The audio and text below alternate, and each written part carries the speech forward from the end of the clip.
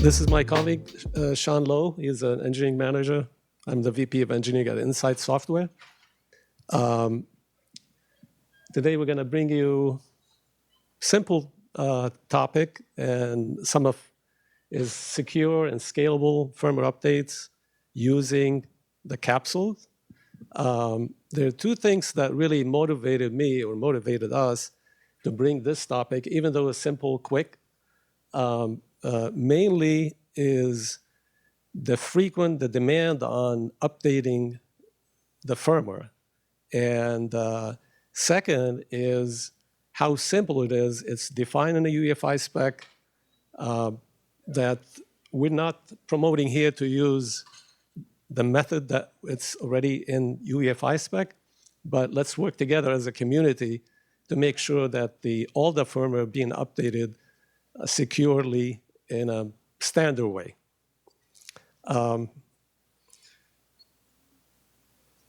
This is me when I was there 10 years ago, and this is Sean, the handsome guy.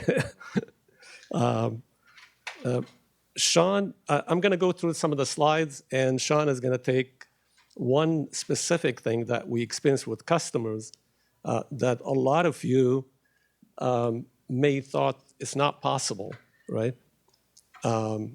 And so, Sean, you can relax, you can stay here. So the agenda would be simply why the capsule, why going through the capsule, and some of the basics in the UEFI spec currently today. If some of you don't know, the capsule was, really defined in the spec back in 2005. This is when my son was still in, elementary school. We'll talk about how the capsule, the structure of it, and maybe an example of how it works from the OS level, and the security aspects of it. And then Sean will talk about, some of scenarios or target that we experience with us. And we'll have a Q&A, and I think this is going to be quick, so we may be able to do, I don't want to call it deep dive, but an understanding of the DMR. A lot of people say, what is DMR? Dynamic Microcode Replacement, do it through runtime. So we'll cover some of that. Okay, why capsule? It's really simple. Standardized, and secure. As simple as that. And so that will replace all we have as Insyde, we work with so many customers. A lot of them are still doing it their own way, maybe in a hardware way, having dual SPI or dual BIOS and one SPI, and all different things. They might do it through the FPGA or the BMC. But with the capsule, it can be done. And we all know that the capsule needs to be done securely, meaning from reset, right?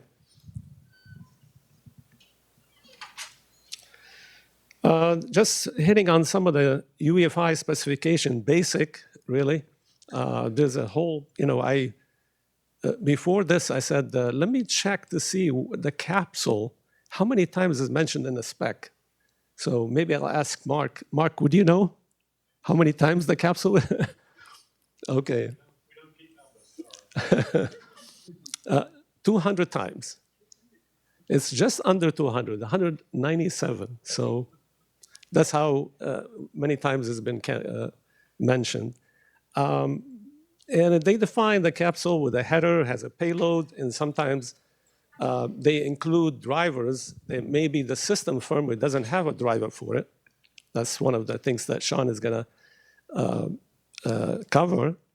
And it's always delivered by the OS, right? And what are the varieties of things that we can use capsule? It's not just BIOS. And some of you looked at TPM. Do I have TPM there? Yeah. Right, yeah, I was looking. So you could do TPM, NVMe, all kinds of stuff that can be done through the capsule, right? And in the spec that mentions that maybe the capsule, maybe the payload is really simple.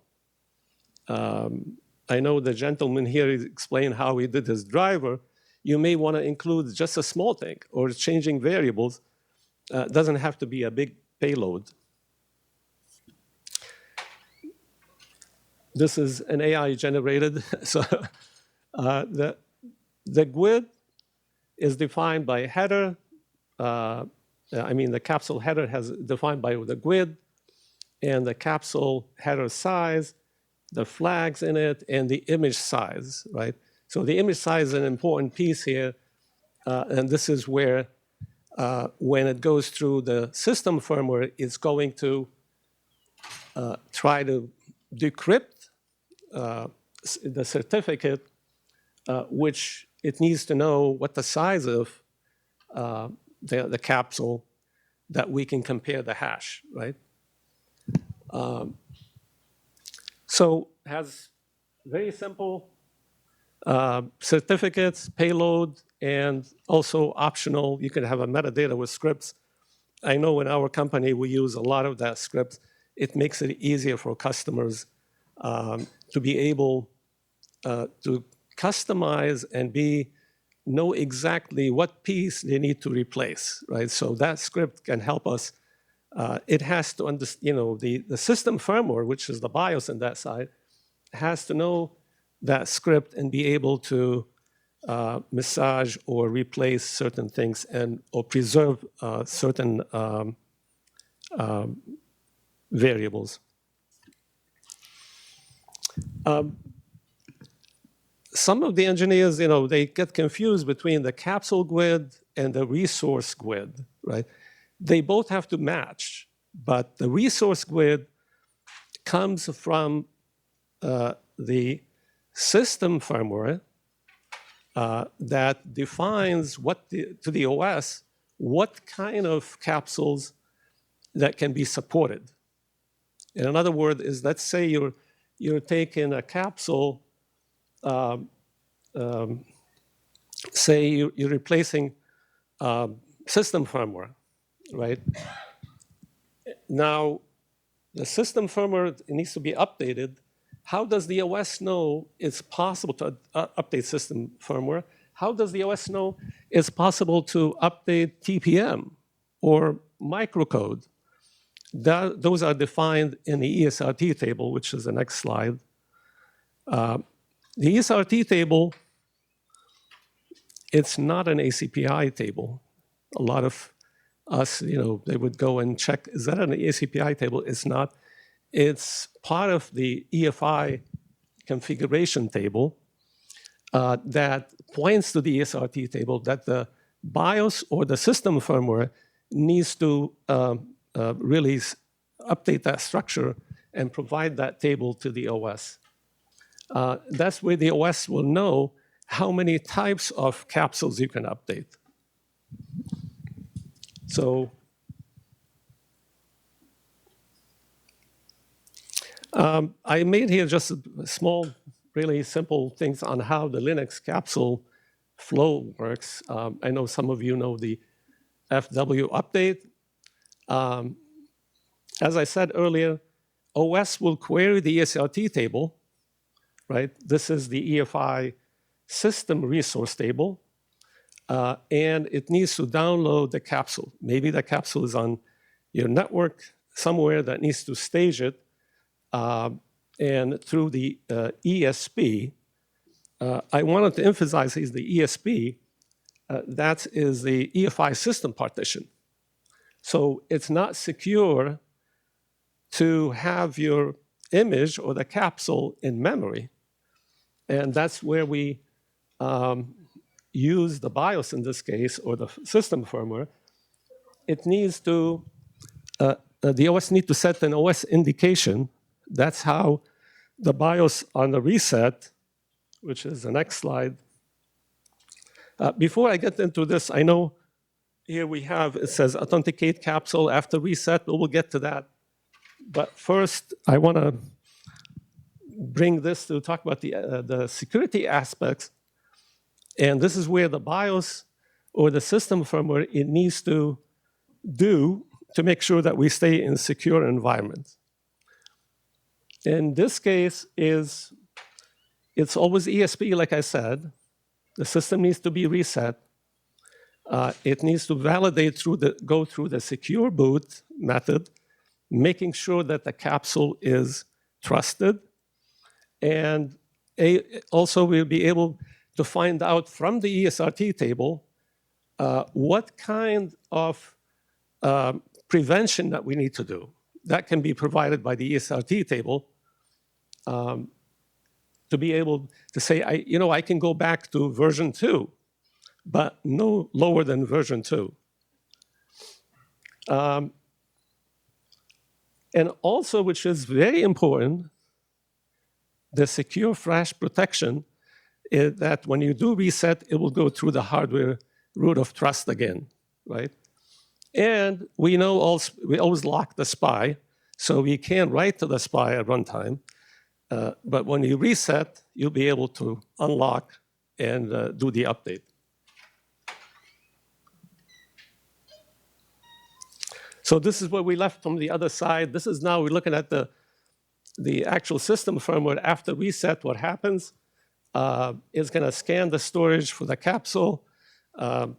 Normally, in the EFI spec, it says, well, you have to put the capsule in a certain, on a partition, but in a certain folder. But that can be changed, right? So this is something that the spec says do this, but if you work to the vendor who doing your system firmware, it can be changed and say, I want it to be in a different folder. It doesn't have to be, /EFI capsule update subfolder. It needs to authenticate it, right? So we have the certificate, and we'll be able to authenticate it. So the update, which is, I think Sean is going to talk about what we do with the TPM, slightly different in this case, but he will hit on those points, that we can update now the BIOS, TPM, CPU, microcode, and device firmware. So I had here, some of the cases could be EC and embedded controller, network, maybe an UNDI driver, or RAID option ROMs.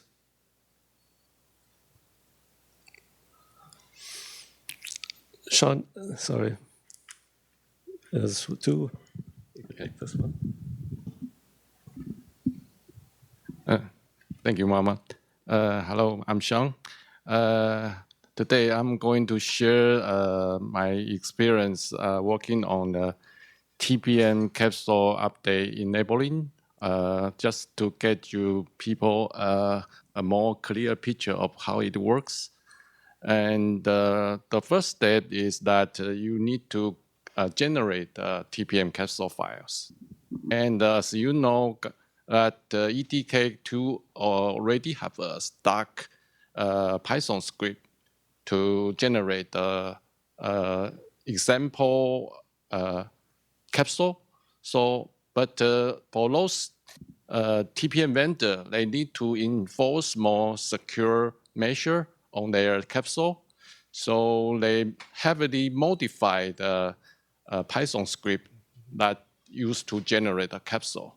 So besides you get from those TPM vendor, the payload of the firmware update and also the FMP driver, you also need to get the heavily modified Python script, and you need to modify the JSON files that use your key to sign the capsule.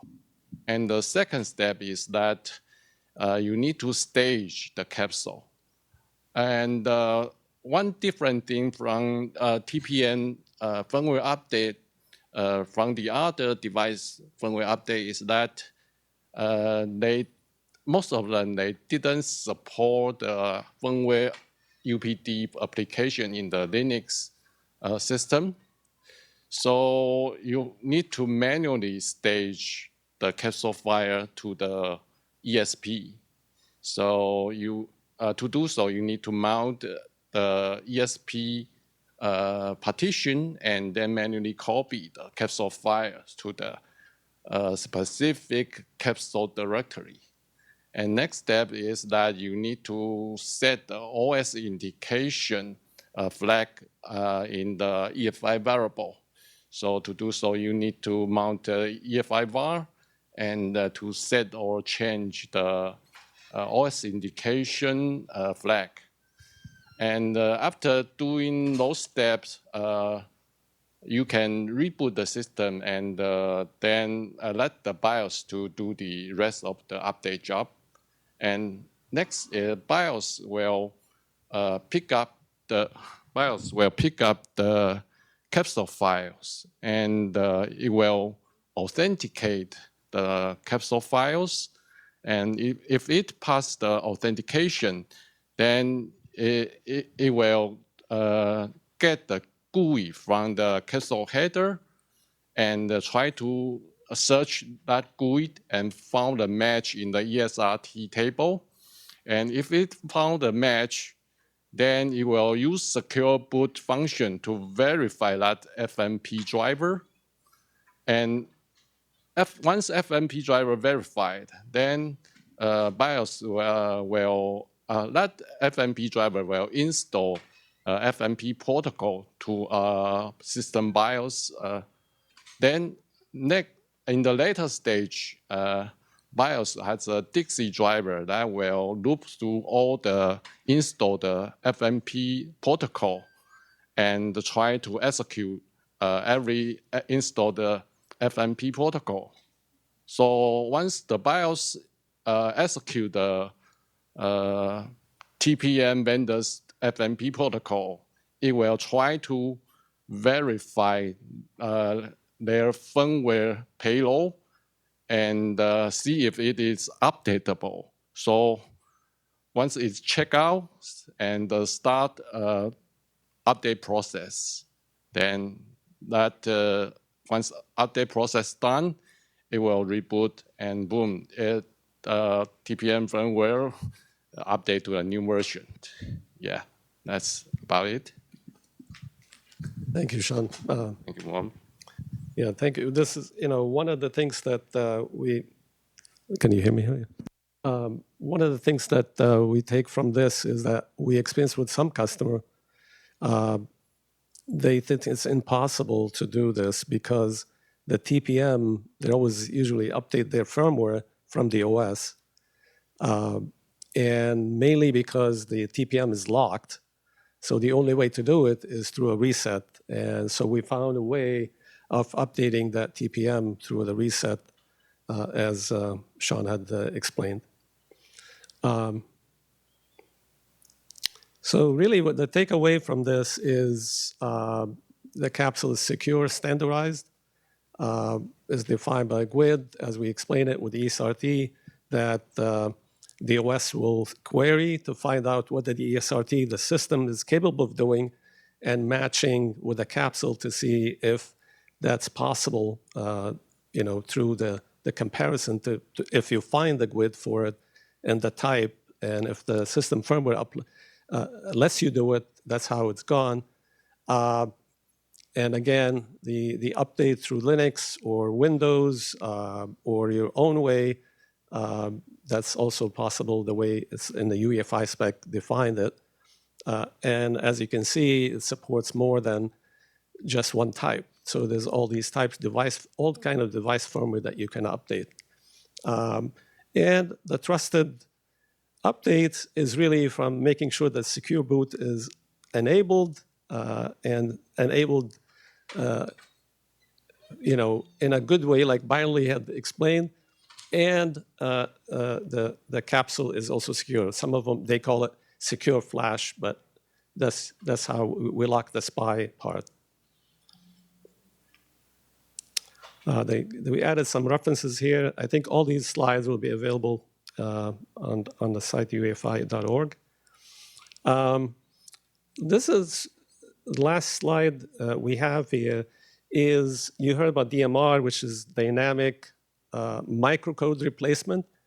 And Why they do this, we know this is Google Cloud. You have a lot of systems out there. You can't afford to bring the system down to a reset. You need to do it on the fly. But we all know that they both volatile. However you do it from the OS through the DMR at runtime, or if you do it through a reset, the microcode is going to be applied in a volatile place. So the point that we need to take from this is that if it's an urgent and you need to update through the OS at runtime, keep in mind the next time the system resets, you have to do it again. Or you can include it in your next capsule update if you know the system needs to go down due to vulnerabilities. Then make sure that the microcode is bundled in the new system firmware. And so that's both volatile.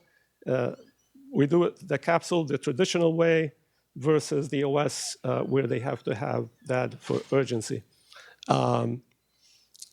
Secure updates, we can emphasize more on making sure that the updates are securely done. We know with some customers, they say, I want secure boot, but I don't want secure flash. I mean, it doesn't make sense, but that's what they say. And we know that there's open a door for more vulnerabilities, right? So both in the capsule, we know it's always need to be signed, and the DMR, they do it through the OS. That can be verified and signed, but that's not the point. The point here is what is DMR and how you do it through the capsule or runtime. Questions?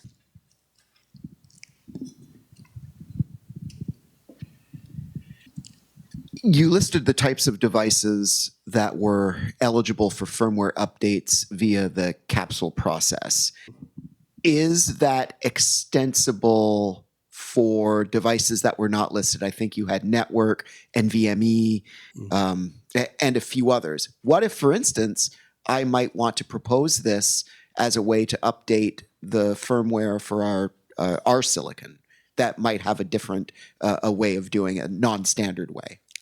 A silicon, but what type of? I mean, what's the? Basically, audio chips. Okay, that's. I mean, this is the beauty about UEFI, right? We're unified, right? And the F is for firmware, and I for the interface. But E is extensible, so it is possible. It is extensible. I don't see why not. Now, if the system firmware knows about this module, that maybe you want to put it in a different FV, different region, maybe it's a variable that can point to your driver, it is possible, yes.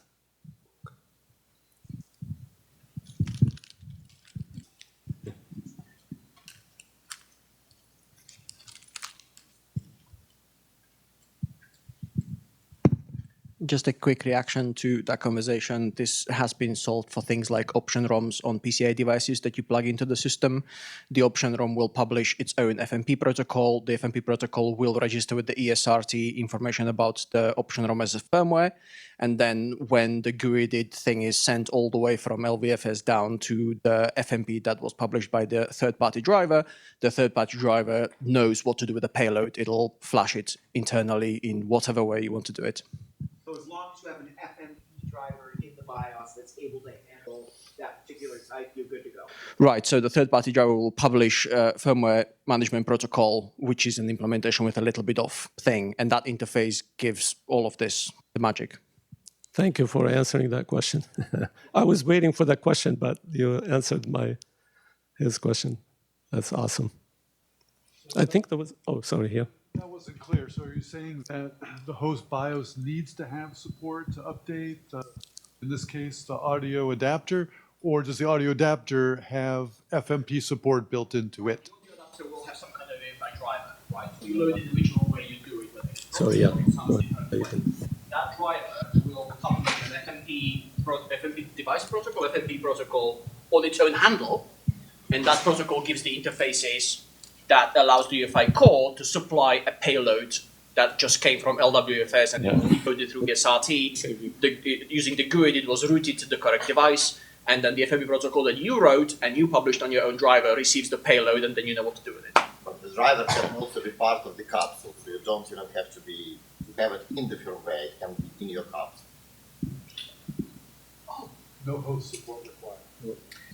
Some host support. It's already there. Otherwise, it never shows up in the ESRT. But that's the problem. If it doesn't show up in the ESRT, then it won't take. Yeah, I mean, If you just here's a random capsule, upload it won't work if the ESRT. Right, so you can split it into two parts. Your UEFI driver on the device has to be able to register with ESRT that there's an update for firmware here, but the actual update code, the logic, you can supply with the capsule. Yes, that's a good point, Tim. I mean, there are some customers where they define what needs to be done in the sorry.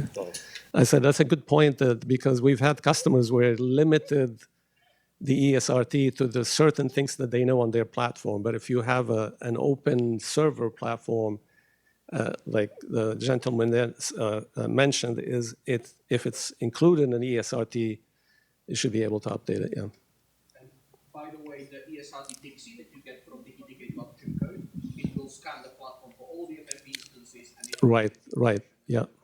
Right. Any more questions? All right, thank you, Mohamad. Okay. Sean? Thank you.